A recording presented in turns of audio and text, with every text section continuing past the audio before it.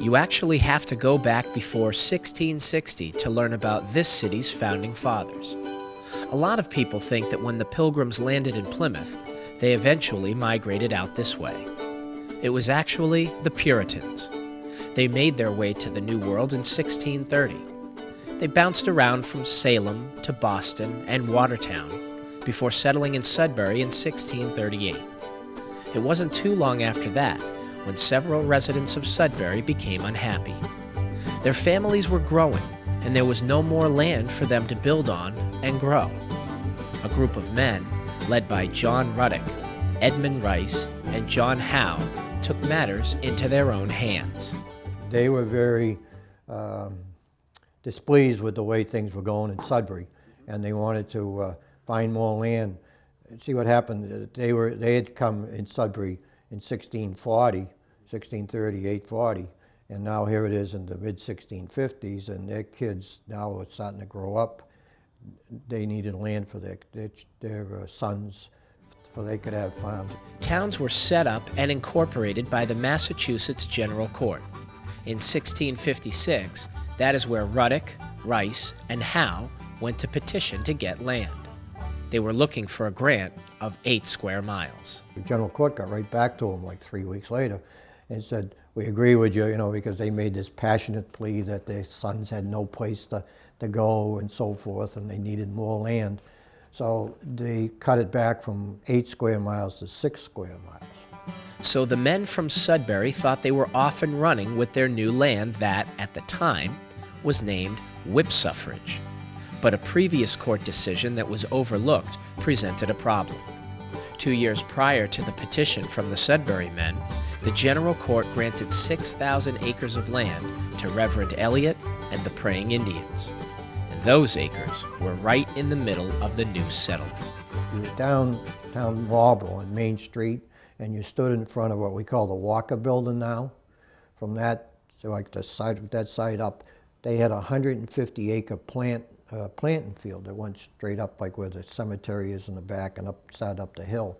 And then the remainder of their 6,000 acres went all the ways up to into Hudson and over down to Sudbury. Many people would break off from their towns and settle themselves in uncharted territory. Reverend Eliot did the same with the Praying Indians. He was trying to spread Christian teachings to these Indians. It was working too. They had created a nice little community, including 150 acres of planting field that was considered prime property. The land was used for apple orchards and cornfields. They called their plantation Occagonset. Marlborough was one of the sites for the original Indian plantations. They had praying towns. And John Eliot was a minister who was a Puritan minister. He was a person who believed in having very basic, simple meals, not to wear fancy powdered wigs, which was the fashion of the time. He was a pretty straight-laced person, but he became interested in the Native Americans. They spoke a different language, and he learned their language. He actually translated the Standard Bible, the Christian Bible, into the Algonquian language. Both the Sudbury men and Reverend Eliot and the Praying Indians were agreeable to coexisting. So Marlborough became the 38th incorporated settlement in Massachusetts in 1660. In November of that same year, the town elders, Ruddock, Rice, and Howe, sat down and divided up the land. They only gave out about 993 acres, including to themselves. John Howe, Edmund Rice, and John Ruddock each got 50 acres. Then there was a bunch of them that got 30 acres, and then some with less acreage. It went by different rankings of who had the money that could afford to pay the taxes, because they set up the taxes, they set up everything back then. Because the glaciers had moved through here, they left really lovely hills and mountains. Marlborough is known for having 11 hills. Of course, it has a lot more than just that. Because you have hills, you have the ability to put in a lot of great crops that won't be hurt by the frost. and you can have them on the side where they'll get the most sun. So not only is the soil itself very fertile, but the physical landscape is very important. Not only did Marlborough's landscape look different back in 1660, but so did the spelling. Instead of O-U-G-H at the end, there was an O-R-O-W. The spelling was later changed. But the question begs to be asked, how did they decide on a name like Marlborough? Could it be named after the town in England? And I thought, oh, there has to be some connection between the two places. It can't just be that we both have the same spelling, same town, and there were so many similarities between it. But if you look at the ship's list of settlers who came over to the New World, not one of them came from Marlborough, England. However, John Bent Sr. was found on a ship's tax list from the original Marlborough. This was their tax on how to get the ships for the military. Everybody had to pay a ship's tax. And he was listed as having paid that in 1638 in Marlborough, England, along with his brothers, who I am told also came over at the same time. And one of those brothers was Peter Bent, that he named his son for. Many newly settled cities and towns were named for places that people came from. Could this be what happened in Marlborough's case? We just don't know. Another theory is that John Ruddock was responsible for giving Marlborough its name, and that it was taken from Marlborough, England. Now that the land was settled, there was still a matter of moving in, which was not an easy task. Marlborough was wild land, never lived on before, except for the aforementioned plantation of the praying Indians. The first wood-framed house was built by John Ruddock. It was located on the north end of what is Mechanic Street today. Edmund Rice's home was in a very recognizable place, the modern-day location of City Hall.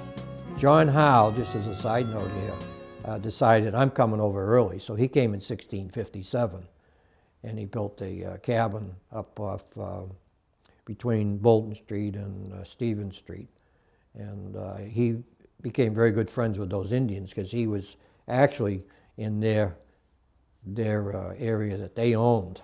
The families stayed in Sudbury until their homes were built in the new town. Once the settlers moved in, they elected their selectmen. They all had to make sure their new homes had everything they needed, and one of the most important necessities were fences. It was important for them to control their swine and cattle because they planted gardens, and if they got out and foraged in that stuff, that was their food that they had to have. So three things were so important to them: was building proper fences, taking care of their swine and their cattle. What they grew was not only important for them to eat, but also to make money. They exported many items to the port city of Boston, where brokers would pay them, and further export the goods to England. Principally, it was an agricultural trade here that really got Marlborough off to a good start because of the fertile land and the presence of water and the great hills. The farmers were able to grow wonderful apple trees and other fruit trees, as well as other crops.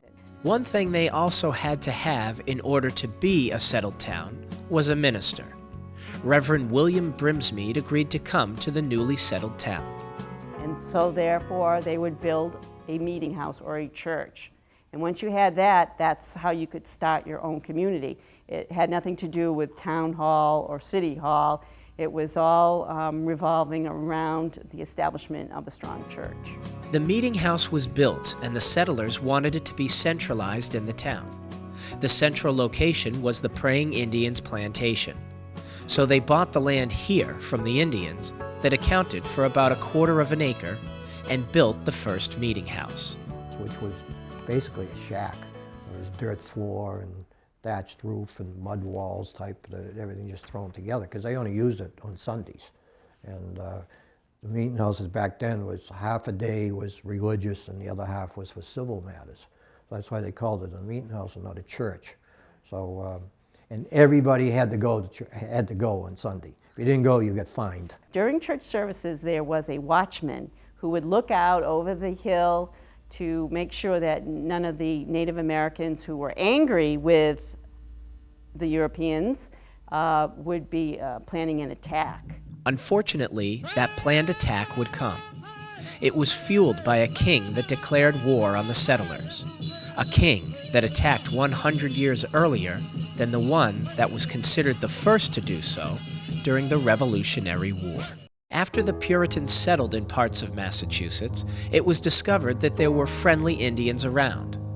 It was also recognized, sometimes in a nightmarish way, that there were some unfriendly Indians who felt the Europeans were taking advantage of them. It would lead to the King Philip's War in 1675. And that all transpired from land dealings basically, because some unscrupulous ones would get some of the Indians drunk and get them to sell them their land for for trinkets and stuff like that. And the chiefs saw what was going on and says, "You're stealing our land." And then the King Philip's brother went to meet with the officials, and he died mysteriously. And so King Philip thought he was poisoned by them, and so it started the war. One day in 1676, the fears of the Marlborough residents would be realized. The war would reach their settlement, and specifically, their meeting house. And one day there was spotted a band of Indians, probably affiliated with King Philip's group, and they came and descended upon the meeting house. Everybody escaped and was fine as far as the Europeans were concerned, but the crops were burned, the livestock was killed. The meeting house was rebuilt and lasted until 1711. The war would only last for about a year. The Indians that didn't die in battle were shipped off towards the south as slaves, while others died in camps outside of Boston. King Philip was killed in battle, not by a white man, but by an Indian fighting with the Europeans. We ended up buying the Indian plantation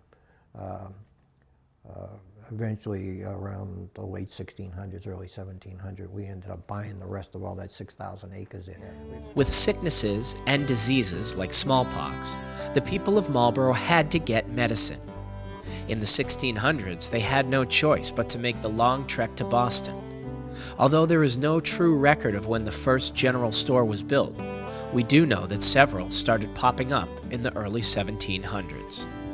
Marlborough was much larger than it is today, thanks to the 10 square miles granted to it by the Massachusetts General Court. However, that did present problems for settlers from the outer sections of the city.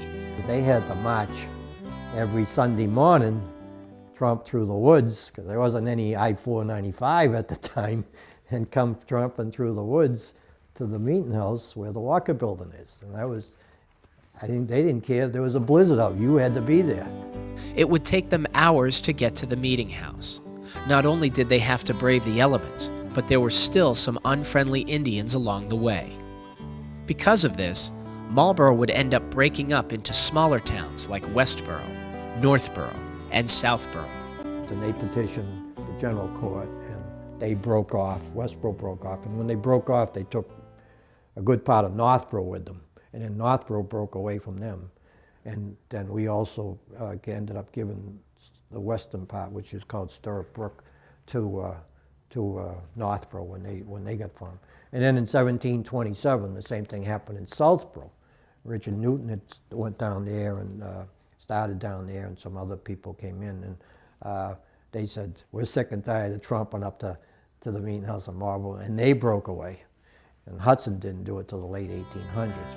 Although Marlborough is not the size today that it was when it was incorporated back in 1660, those that braved the elements and the unknown to escape oppression and tyranny to come here and throughout the colonies were truly the founding fathers of this great nation.